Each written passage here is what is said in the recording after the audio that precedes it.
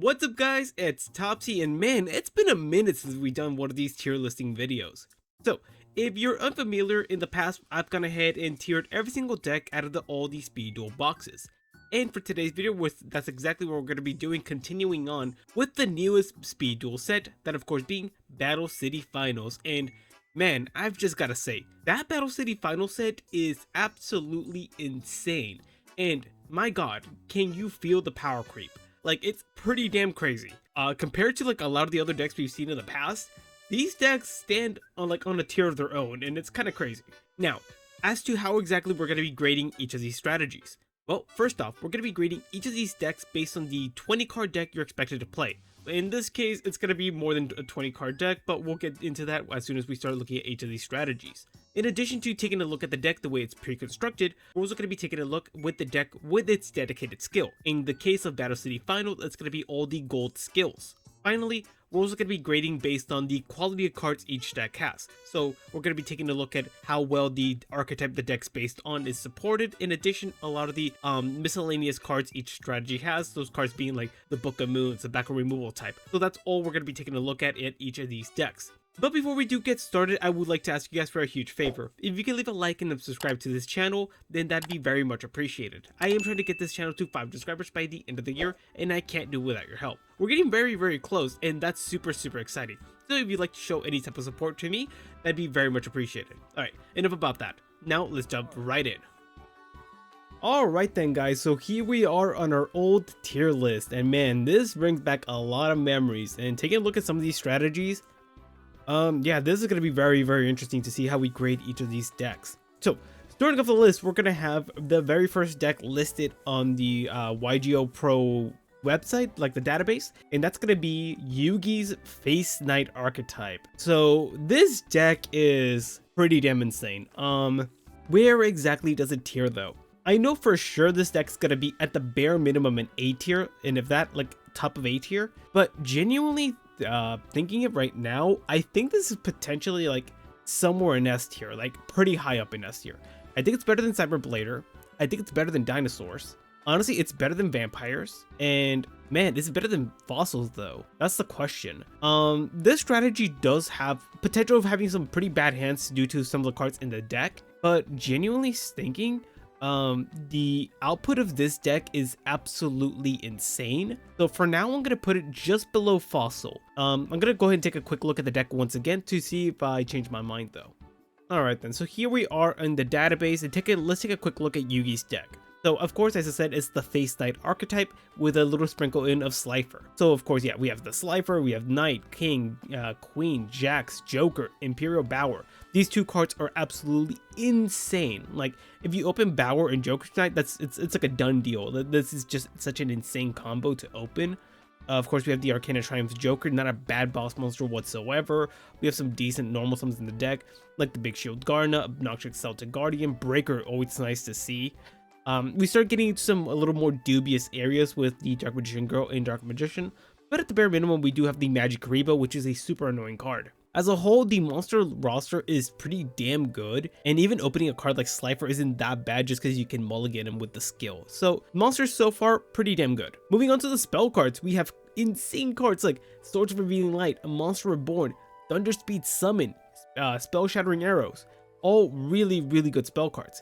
Monster Reborn and Swords of Revealing Light in particular being absolutely insane. As for the trap cards, we have Joker's Wild, Courts of Cards, Quaking Mirror Force, and Dust Tornado.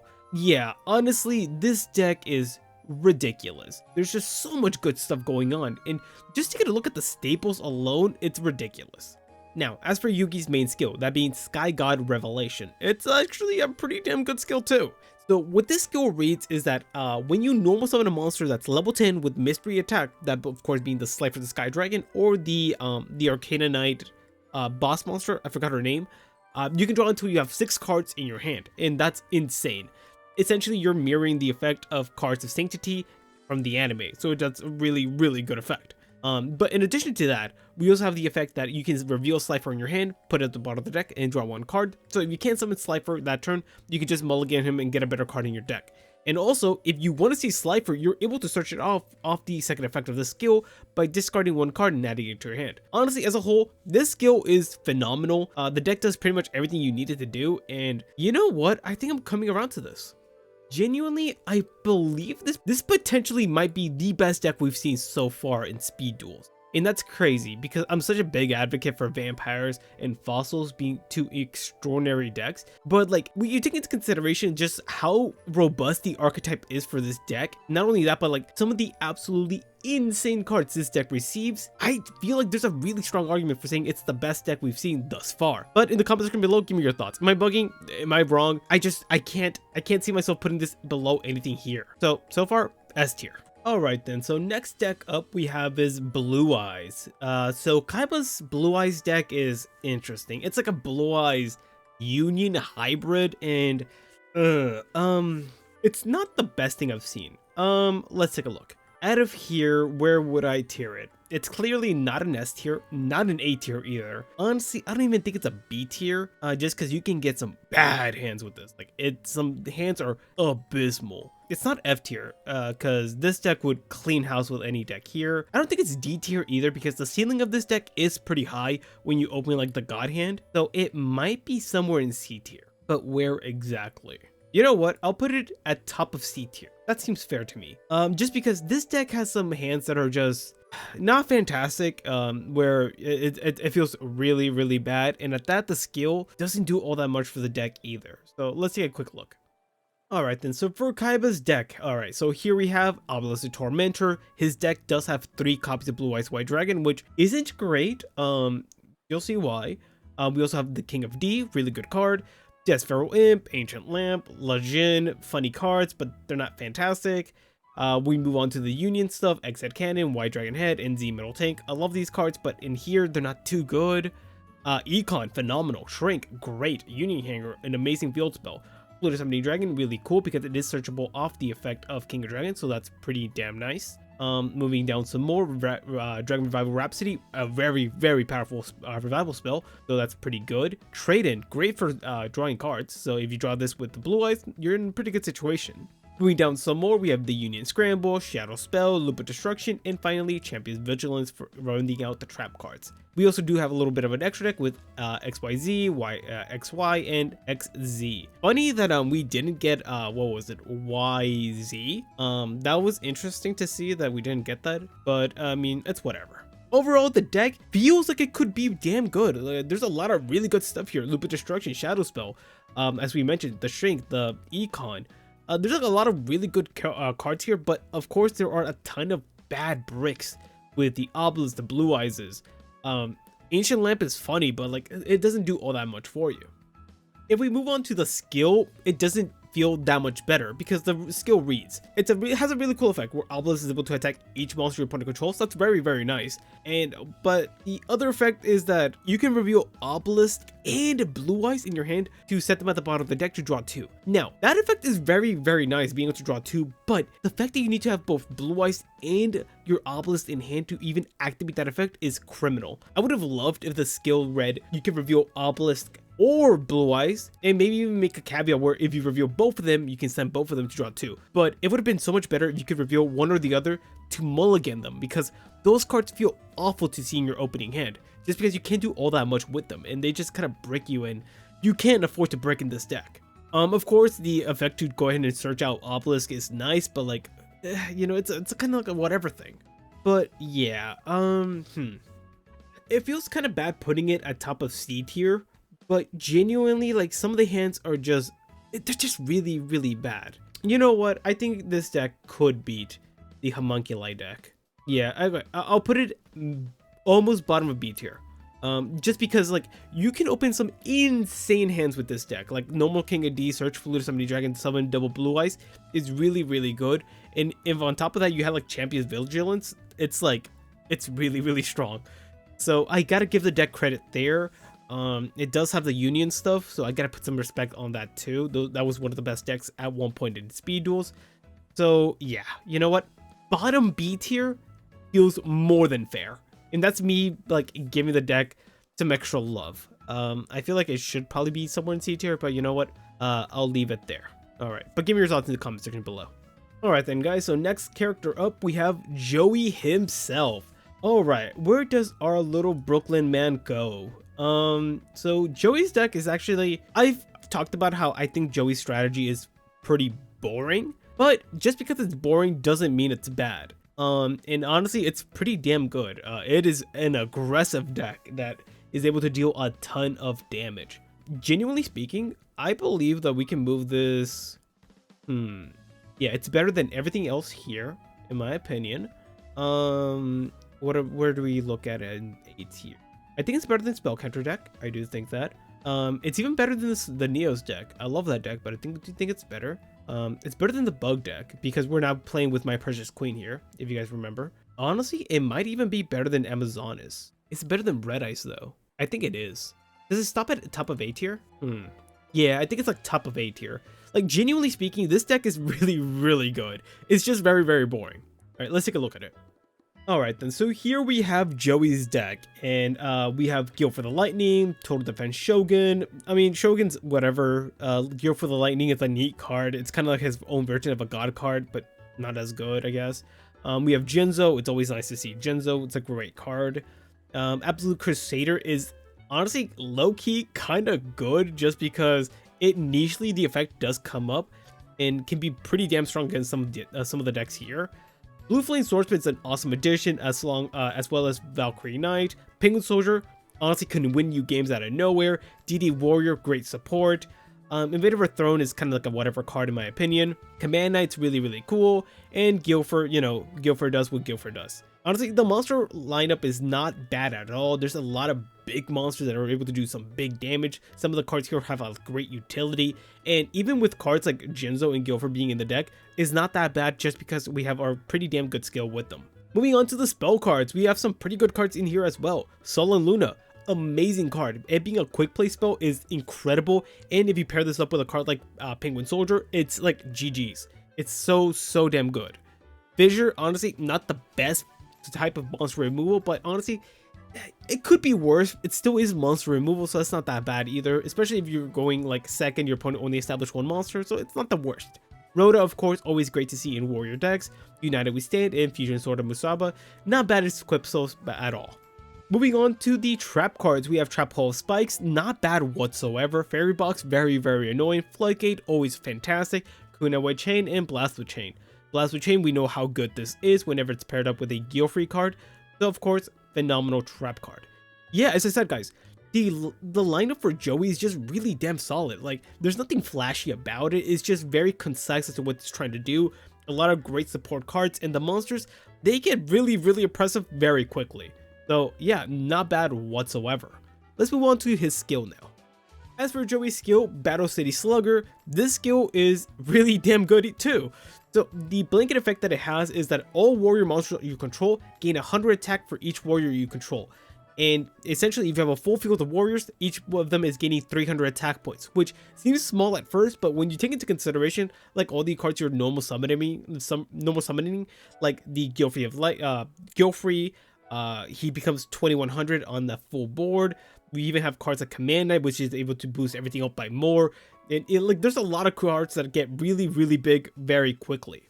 But the other effect, the Mulligan effect, is pretty nice as well, allowing you to reveal cards like Guilford, Insect Queen, Jinzo, which some of these cards are not relevant because they're not in the deck, but nevertheless, it's pretty cool to see that here. Legendary Fisherman, and put them at the bottom of the deck. That way, if they're breaking your hand, you can just go ahead and draw something else. So that's really nice. But the effect that I like the most is the fact that Guilford the Lightning has the ability, when you're searching it out off this skill, you're able to tribute summon him in addition to your normal summon. Overall, I can't hate this at all. The ability to tribute summon also isn't tied to Guilford the Lightning specifically, so if you wanted to, you could tribute the Shogun instead. So I don't know, it's a really nice skill. Again, nothing flashy, but does it ever get the job done? You know what? Yeah, I feel very good about this being in top of A tier. Honestly, I feel like there's an argument for it potentially being in S tier, but I'll hold it here for now. I'd love to hear your guys' thoughts in the comment section below. Very good deck. As I said, not flashy, but damn it, does it ever do a good job of doing what it does. Moving on, we have Marik himself, and where does Marik rank? Marik's deck is very interesting, but as to how good it is, let's see. I don't hate it. It's a weird one, I'll say that. God, this is so tough to rank. I feel like it's somewhere in B tier. Probably like above Cyberdark. I don't think it's that much better than anything else here. Yeah, that's somewhere around there.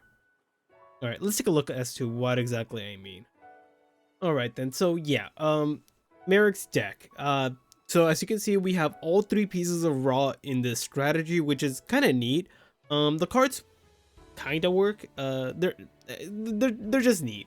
It was pretty fun. I was able to pull this off in a duel against my friends, but you know, they're neat. Moving down, we have Holding Arms, which is a pretty annoying card, but nothing crazy. Makiura, it's really cool. Never really comes up though.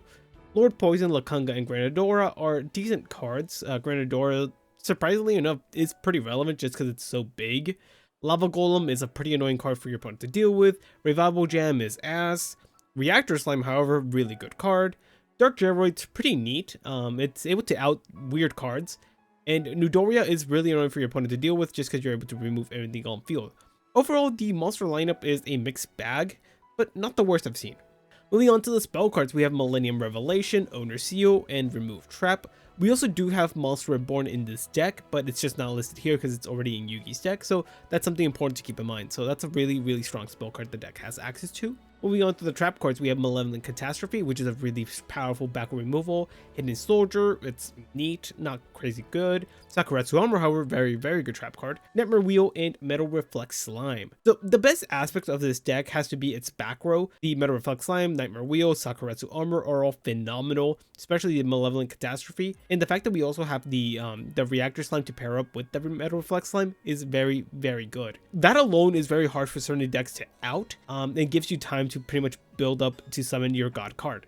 Now let's take a quick look at the skill Marik has. Marik's skill is Advent of Ra, and initially when I had first read this skill, I thought it wasn't as good as it actually is. It turned out that it was better than I originally thought. First off, it has a blanket effect that if the Winged Dragon of Ra is normal summoned, its original attack and defense becomes the combined attack of everything you tributed for its tribute summon. So that's a really cool effect just because it mirrors the effect from the anime, which it should have had from the beginning in my opinion. But what's important here is that the Mulligan effect pretty much allows you to reveal any part of Winged Dragon of Ra. So Sphere, Immortal Phoenix, and Original Ra, you can reveal any of those 3 cards in your hand to put them at the bottom of the deck to draw 1 card. See, initially I thought it was only the original copy of the Winged Dragon of Ra and not all the other pieces. So this makes this skill that much better. And the other effect that allows you to search out a Winged Dragon of Ra monster, again, I thought it was worse than it originally was because I thought you could only search out the Winged Dragon of Ra as opposed to any of the 3 pieces. So what this means is that at any point during a duel, you can search out Sphere mode to tribute off your opponent's whole field, which is very powerful. Marik's skill was significantly better than I had originally thought. But now, taking a look at it again, I do feel pretty good about where I put it. You can make an argument that it's better than the Archfiend deck, but the Archfiend deck has a lot of big monsters that are able to apply a ton of pressure very fast unless you get the Metal Reflect Slime out. You know what? Nah, I'll put that above the Archfiend deck. I feel good about that. But of course, give me your thoughts in the comment section below. Alright, let's move on to Bakura now. Okay, so Bakura, where does he go? I remember I was pretty mean to Bakura in his deck just because I thought the Final Destiny board cards are bad, and they are bad. But the deck as a whole is a lot better than I initially thought, just because of some of the cards in it. It's better than the Raw deck, I know that for sure. It might be better than this one. I think it's better than that. It's actually better than that too. Oh man, it's so weird to see this be this good. I think it's like somewhere here in B tier, which is so crazy for me to think about because I shed on this deck a lot and it was way better than I initially thought. Let's take a look at it. Alright, so here we have Bakura's deck, and of course we can see some important cards here like the Dark Necrofear, which is surprisingly enough very easy to summon in this deck. Dark Ruler Hades is a pretty damn good tribute monster as a whole. Invader of Darkness we could have done without, but it's not the worst card you could tribute summon. Doom Caliber Knight is very powerful, but it is pretty easy to bait out if you know what you're doing. Snipe Hunter. Snipe Hunter. This card is absolutely broken, and oh my god. If you duel in, like, if your opponent resolves Snipe Hunter on you in one of these duels, it feels like too much to handle. It's like, This card alone can out your entire board, and it feels so bad. And this can just win you duels out of nowhere. Incredible card. This card carries Bakura so hard. Phenomenal card. I'll just leave it at that. Sangan, again, really damn good card that can search Snipe Hunter, which is super important. Fiendish Rhino Warrior, really good also, just because it's able to set up your graveyard for the Dark Necrophore place. Winged Minion, I can do without it. Joust of Dark Demise, it weirdly often comes up, so it's not the worst card ever, but again, not super big on this card. Doomdog, really good, because it can search out your Dark Necrophore. Fusion Devourer, kind of an ass card. I don't know why it's here, but I mean, it's a fiend, I guess. This is like the worst card of the deck, honestly. Night Assailant, I do like the fact that it does have the flip effect where it's able to pop a card, so that's kind of nice. Moving on to the Spirit Message cards, we have, of course, Destiny Board in all its pieces. These cards are terrible, and it's very difficult to win the duel using this alternative win con, but the deck kind of helps you to do it, so it's kind of like a whatever thing, and the skill, it helps bypass the shitty parts of this deck. Dark Spirit Mastery, really good card as well, because it can search out your Spirit Message cards or your Dark Necrophore, which is really nice. Moving on, we have Spiritualism, decent back removal.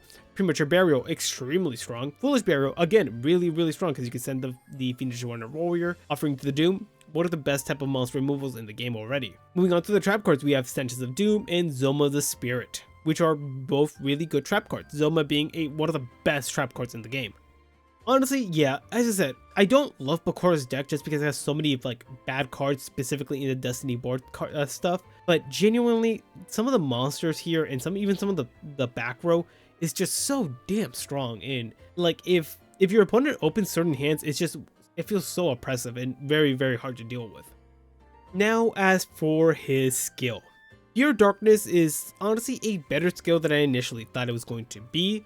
Essentially, while you control Dark Necrophore, you're able to protect all your Destiny board cards, which is really neat. It's not as difficult to pull this off because, as I said, Dark Necrophore is oddly searchable in this deck, and setting up the graveyard is pretty damn easy with cards like Fiendish Rhino Warrior or Snipe Hunter. So that's not that big of a deal.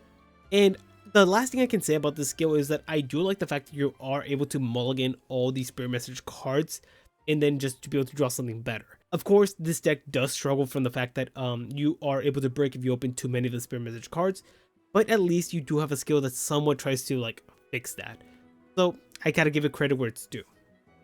Genuinely speaking, I wanted to tier this deck lower than I have it right now, but genuinely, like after playing against this deck multiple times, I've got to give it the respect that it deserves. It's actually surprisingly good, and Snipe Hunter paired up with Zoma it's sometimes too much to deal with. So you know what, we got to give it its flowers, and it goes in honestly pretty high up in B tier. Alright, then let's continue on. Next strategy up is Ishizu with her like Earth Fairy slash Gravekeepers, and I'm gonna keep it a buck with you guys. This is like top of S tier. It is such an incredibly strong strategy, and I'm just befuddled with some of the cards that she ended up getting. This deck is insane, and if you get a chance to like play with your friends and draft these strategies, this is one of the decks you want to pick up like immediately. It is genuinely that strong, and we'll take a look as to what exactly I mean by that. Alright, so taking a look at Ishizu's deck, we can see of course the Mudora Sword of Oracle. This card's just really good just because you're able to special summon him from your hand when you control another Earth Fairy, so this allows you to have some presence on your field. Or if you want to, you can also have it be summoned in defensive mode just to give you a little bit more of like a cushion to protect your life points. Either or, this card has a lot of versatility in it, and you can do some pretty crazy stuff with this deck just because Mudora is able to do so much in this strategy. Next card up is honestly the best card in the deck, that being the Cataclysm. This card is ridiculous. Just the fact that having any of your Earth Fairy monsters be destroyed summons him is ridiculous. Just the presence of this card is too much to handle at times, and the fact that it's able to set up the graveyard, it's so much. Like genuinely, if you dueled this deck with your friends like a little tourney, you just know how oppressive this card feels, and just because of how big it is, and it's what it's able to do with setting up the graveyard with the Earth Fairies and what they're able to do. Really strong card, and honestly kind of carries the deck like a lot. Moving on, we have of course the Earth Fairy monsters, the Agido, the Kelbeck, Mudora, Keldo, and Zolga. All of them are pretty decent monsters. None of them are like gonna wow you or anything, but Honestly, in this deck, they feel really good, especially a card like Mudora, which is able to get really damn big. Randomly, some of these cards come up their effects, like the Kelbeck. Like, all these cards are just halfway decent, but in this deck, it feels so much better than just halfway decent. And you'll know if you play against it. Moving down some more, of course, we have the Parshaft. I feel like any fairy deck always has to have Parshaft, but Parshaft is just a really good card, and I don't blame them for adding it here. And that pretty much wraps up all the fairy stuff. Moving down some more, we can see the Gravekeeper cards, and this is where things get insane. Having Commandant, Spy, Descendant, Recruiter, and Oracle, they pretty much gave Ishizu like the best Gravekeeper monsters in the game, with the exception of a card like Guard. And yeah, this lineup, it just feels so damn strong. Like Commandant being able to search out the Necro Valley is really good. Gravekeeper Spy being able to summon a card like Descendant to then on the Crackback be able to tribute out the Spy to get rid of a monster your opponent controls, or the Recruiter being able to search out some of your Gravekeeper cards. All this stuff feels really good. And Oracle, my goodness, if you're able to summon Oracle, this card feels so nasty. Yeah, honestly, such good cards. Moving down to the spell cards, we can see Necro Valley, Drag Them Into the Grave, and Bashing Shield. And all these spell cards are really good. Necro Valley, of course, if you've ever played against this card, you know how oppressive it feels if you have a deck that relies on the graveyard. Dragged Into the Grave, just giving you consistency. And again, you don't care if you have your Earth Fairy monsters in the graveyard. You like them in the graveyard. And Bashing Shield, it's kind of like a whatever equip spell, nothing too crazy. Moving on to the trap cards, we have Exchange of the Spirit, Gravekeeper's Trap, Wall of Disruption, Rites of Spirit, and Blast Held by Tribute. All these trap cards are pretty damn decent. Rite of Spirit is an incredible trap card for the Gravekeeper strategy. Blast Held by Tribute, weirdly enough, can come up and can win you duels. Wall of Disruption, one of the best trap cards in the game. Gravekeeper Trap Hole, honestly, super annoying trap card to deal with. And Exchange of the Spirit, neat, but it's kind of like whatever. It's kind of throwaway, honestly. Taking a look at the deck alone, it's insane. Just so much gas, and it's just it's so damn good.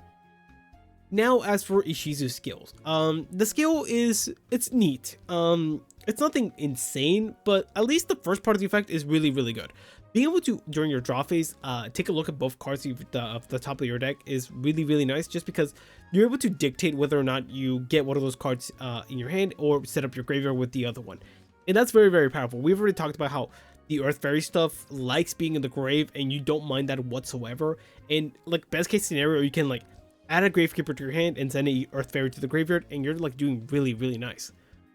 As for the second part of the effect that deals with Exchange of the Spirit, again, Exchange of the Spirit is kind of like a whatever card. It is neat if you're able to pull it off, but I wouldn't bank on it. The deck is pretty good about sending stuff to the graveyard, so maybe you could pull it off, but I wouldn't hold my breath. Honestly, just the first part is enough to make this skill just top tier. Well, not the skill, but the deck top tier. But again, in the comment section below, give me your thoughts. Genuinely, I think this is the strongest deck we've received thus far, just because of how concise it is and just how strong it feels. And again, in the comment section below, let me know, have you had those little tournaments with your friends and dueled against a player using this deck? It feels so unfair. It's really good. Alright, then next up we have is Odion. And Odion, where does he go? So Odion pilots Trap Monster Pac-Man, and this deck it's alright. I will admit that when I was playing with this deck in my little tournament, I wasn't the best pilot of it, just because it took me too long to realize what the deck was trying to do. So I will give it credit that it's better than I initially thought. However, I still do think the deck is kind of flawed, and it has some shortcomings, but it's not bad. So if I were to tier it, I think it's somewhere in B tier. I do know that for sure. I would put it above Marik's deck at least, and I think that's as far as it goes. It's so weird because this deck looks better. It looks like it's a good deck, but when piloting, it falls behind. I don't know how to phrase it, but yeah, I'll be nice and I'll put it above like the YUGIOH deck. And I think that's where it has to stop. Yeah, I'll put it there just because of my experience with it. Of course, I do feel like, again, I have to premise, I feel like I was a bad pilot with it, but I don't know. Let's take a look and see if I change my mind. Alright then, so here we have his deck, and first card up we have Mystical Beast of Circuit. This card's ass, not great. In all my duels, I never saw this card, and it's kind of criminal the fact that you can't search it with the skill. Every other skill does it, so why not this one, but whatever. Guardian Sphinx, however, insane card. This thing can win you duels immediately. If you're able to set it up, you're sitting pretty. Aid of Anubis, cool card, not the craziest thing ever, but I like it.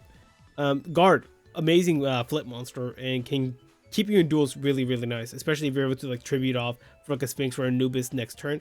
Really good. We then have the Pac-Man stuff with the Centipede, Scarab, Locust, and Lakuta. All great cards if you're able to like establish the combos. So the really good additions to the deck. Moving on to the spell cards, we have the Mirage Nightmare, Double Snare, it's whatever. Mirage Nightmare, it doesn't feel good in this deck, just because you don't want to see your stuff in the graveyard, which is weird that they added it here. If this card was in like in Ishizu's deck, holy my god, Ishizu's deck would be beyond broken, but in this deck, it feels kind of bad. I'm not gonna lie, I don't like it here. I've opened it up multiple times in my duels, but it always screwed me more than it helped me. And I think it's primarily because it's a control deck. But continuing on, MST and Book of Moon, both great staples, and the Mystical Space Typhoon, just because it's like the only card in the deck that kind of deals with the Mirage Nightmare, doesn't come up often enough, so that kind of sucks. Moving on to the trap cards, we have the Embodiment of Apophis, Tiki Curse Soul, Tiki Soul, Ordeal of the Traveler, Waboku, Judgment of Anubis, and Curse of Anubis. Of course, the trap cards are pretty damn good. Waboku and Curse of Anubis kind of help you protect your Pac-Man monsters, and I kind of wish there was more cards. I did forget to mention that this deck does also have Swords of Revealing Light. That's a really good addition to the deck to help you protect your Pac-Man monsters, but that's one of my big issues with this strategy, that you don't have more cards to protect you. Ordeal of a Traveler does kind of do it, but if your opponent knows what you're playing, all they really have to do is call trap, and that's kind of like the issue with it. I like the deck a lot, but it struggles. It really does. Now for the skill card. This skill could have helped the deck a lot if it did one thing in particular. Essentially what this skill does is that it pretty much prevents your Mystical Beast of Circuit being destroyed by its own effect, and also in addition to that, it allows you to special summon a trap monster on the monster field the turn it's set, which is a really good effect. And if they had tacked on the ability to like mulligan or search out the circuit itself, this skill would have been so much better. And I think that's what it's missing. Because in my opinion, when I was dueling with this deck, it didn't feel really good, because first, the Pac-Man stuff feels a little awkward because the second skill is the one that deals with the Pac-Man stuff. But being able to like play with the circuit, like you don't feel like you're doing all that much. And the trap monsters are great, but again, they don't establish anything. And that was like my issue when playing with this strategy. I feel like if you could search out circuit, you could be the special on one of the trap monsters, tribute it off, and summon him out on field. You could have some pressure, but I don't know. I feel like if that little change was made, the deck would feel so much better. In the end, I do think I have to leave it in B tier, and at that, like somewhere here, just because I forgot that the main skill was the circuit one and not the Pac-Man card, so the deck is not that good. Yeah, I have to leave it there. Ugh, that feels bad. All right, moving on. Okay, so last strategy up is Harpy Amazonas, and I'm not even gonna front, it's another S tier. Initially I thought this was gonna be top of S tier, but I did have a tournament where the Ishizu deck was the one that came out on top, and like the final duel was against Harpy versus Ishizu, and it was a close duel, but Ishizu did end up coming on top. So honestly, these two are interchangeable. But because of my recency bias, I do have to put Ishizu above Mai. And keep in mind, I am biased. This deck was my pick. I love this deck a lot. It's really fun to play, but it did end up losing. But nevertheless, incredible deck. Let's take a look at it. Alright then, so starting off the lineup for Mai's deck, we have Harpy's Pet Dragon, Fearsome Fire Blast. Incredible card. Just being able to control any of your Harpy monsters to special summon it on field and give them protection is phenomenal, and is really hard for other decks to deal with. We have Harpy Dancer, which has some niche little applications where you're able to, if you're able to set it up with like your hunting ground, you're able to pop multiple back rows, which is really strong. Harpy Queen being able to search out the hunting ground. Channeler being able to set up many plays, which is really nice. We of course have the Harpy Ladies with 1 and 2. These two, Harpy Lady 1 in particular is really nice just because it gives everything a boost. 2 is kind of whatever. The effect is pretty niche, but it does come up honestly. Being able to attack into like a penguin soldier and not have its effect proc is really big. Cyber Harpy Lady is just a big monster on field. Lady Sisters, it's nice to summon off Egotists. But then we move on to the Amazonas stuff. We have the Princess, insane card. Chainmaster. Not the best, but the effect does come up sometimes. Swordswoman can steal you games out of nowhere, and Amazoness Queen, really annoying to deal with, especially if you're able to set up like a Amazoness Harpy field, like a hybrid. And part of the reason I say this is because the skill, insane. Moving on to the spell cards, we have Hysteric Sign, really good. Elegant Aetus, again, really good. Hunting Ground, insane. Amazoness Call, ridiculous. And Amazoness Fighting Spirit, weirdly enough, very, very powerful and sealed. Just because you can run that over pretty much anything, and your opponent just has to deal with it. Hysteric Sign, Amazoness Onslaught, Mirror Wall, and Windstorm of Etika, all great trap cards. And Onslaught in particular, it's a nightmare to deal with in a duel. Yeah, genuinely, like, this lineup is ridiculous, and once you take a look at the skill, it makes it feel so much better. Especially with cards like Onslaught or Amazoness Fighting Spirit. These cards, insane synergy with the deck. So the skill, Tribal Unity, busted. It's absolutely busted. It is not as good as I initially thought it was going to be because of one interaction, Hunting Ground. Initially, I thought that Hunting Ground was going to be able to work with the Amazoness monsters as well, but I was mistaken because Hunting Ground needs Harpy Lady specifically, not a Harpy monster to be normal summon to pop back row. But nevertheless, every other interaction the deck has is really, really strong. The fact that this what this skill does essentially is that Harpy monsters are treated as both Amazoness and Harpies on field and vice versa, while on field or graveyard. And just certain cards in the deck are able to take advantage of that so well. Like as I mentioned, the Onslaught, being able to attack with any of your Harpy monsters and be able to just bounce your opponent's cards is ridiculous. Not bounce, banish, my bad, is really, really strong, and it can just kind of win you duels at that point if your opponent isn't able to deal with it. Being able to protect all your Amazoness cards with a card like Fearsome Blast, or protect all your Harpy monsters with a card like Amazoness Queen, very, very powerful. As I said, the synergy, insane. But the thing is, the skill still has another effect, where it's able to, once per duel, discard a Harpy or an Amazoness monster you control to make a monster on your field to gain attack equal to the level of the discarded monster times 200. So if at any point you need to out an opponent's monster in a pinch, you can just do that, and it's incredible. I can't say enough good things about this deck, and if you've tried it out yourself, you know how good it feels. As I mentioned, these two strategies right here are interchangeable. I do think that personally, this deck's better constructed than the Ishizu deck, but because the Ishizu did end up winning the tournament that I had, it has to go on top. But again, two phenomenal decks, and honestly, two of the best decks we've ever seen in SpeedDuel. Like, these two decks are on a tier of their own. Incredible stuff. But yeah, guys, that was pretty much the tier list. In the comment section below, give me your thoughts. Do you agree with my picks? Do you disagree with any of them? Did I rank some stuff too high, some stuff too low? Honestly, in my opinion, this is easily one of the best boxes Konami's ever released, at least in quality of decks. And yeah, the power creep compared to like everything else is insane, just because of the quality of cards we've had released ever since. And you can start feeling that from Midterm Destruction, but Battle City Finals was like, you could not ignore it. The power creep did not feel gradual. It just shot up like crazy, and I don't know. It can be felt from the decks we saw in today's video. But if you do want to try out this tier list of your own, you can just go on Tier List Maker and just search up my username, Topsy Turn Up on there, and you can do your own. And if you do end up doing your own, then feel free to share them with me on Twitter, or give me your thoughts in the comment section below.